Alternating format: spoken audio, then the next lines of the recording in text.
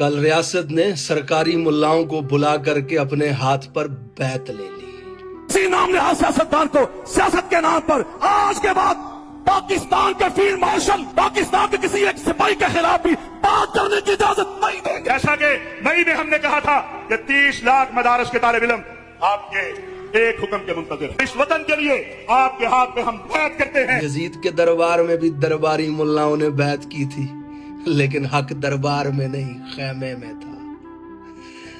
ابو حنیفہ کو بغداد کی گلیوں میں کوڑے مارے گئے، ریاست کی بیعت نہیں کی انہوں نے، جبر کے سامنے کھڑے رہے کیونکہ حق بغداد کی گلیوں میں تھا، دربار میں نہیں تھا۔ احمد بن حنبل پہ جب ریاستی جبری عقیدہ مسلط کرنے کی کوشش کی گئی تو بغداد کے زندان میں بازو توڑوا لیا، کوڑے کھا لیے، لیکن دربار کی بیعت نہیں کی کیونکہ حق بغداد کے زندان میں تھا، دربار میں نہیں۔ وہ سرکاری ملا آج بھی حق زندان میں قید ہے، دربار میں نہیں ہے۔ آج بھی حق مرید کے اور اسلام آباد کی سڑکوں پہ خون کی طرح بہ رہا ہے۔ اور چند ٹکوں کی خاطر خدا کی آیتوں کا سودا کرنے والوں، حق درباروں میں نہیں ہوتا، حق زندانوں میں ہوتا ہے۔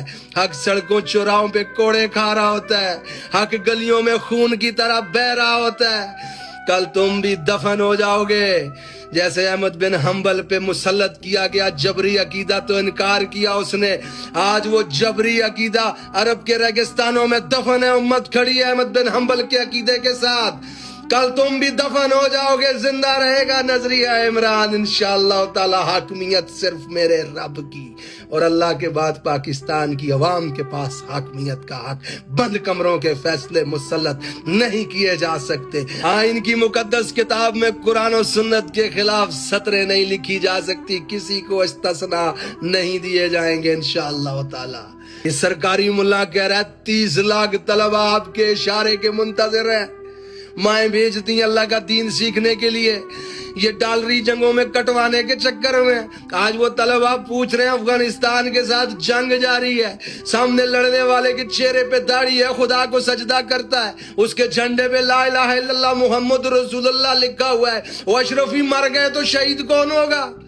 چند ٹکوں کی خاطر خدا کے دین کا فیصلہ کرنے والے درباری ملا، کل تک امت مسلمہ کا لیڈر عمران تھا، آج امت مسلمہ کی کرسی پہ کسی اور کو بٹھا دیا تم نے، اور صحیح کہا تھا تیرے لیے کسی نے، سامنے والے کو ہلکا جان کر بھاری ہیں آپ کا معیار دیکھا کتنے معیاری ہیں آپ، اف تلک کرتے نہیں ذل الہی کے خلاف، آپ کو دربار کی عادت ہے، درباری ہیں آپ۔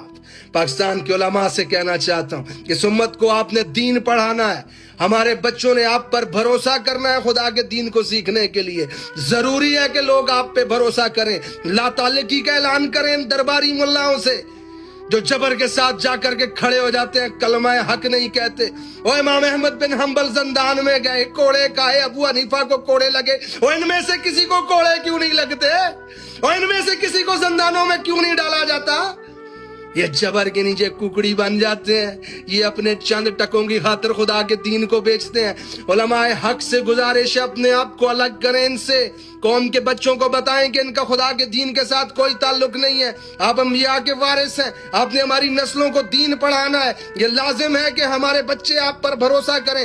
ہٹائیں اپنے آپ سے، ان کو بتائیں قوم کو آ کر کے درباری ملا ہے، دین کے ساتھ کوئی تعلق نہیں ہے، یہ دربار کی بیعت کرے گا، اس کی جنت جہنم سب کچھ دربار ہے، یہ طاقتوروں کے سامنے سجدے کرنے والے علماء ہیں۔ کہیں لوگوں کو اپنے آپ کو الگ کریں ان درباری ملاؤں سے۔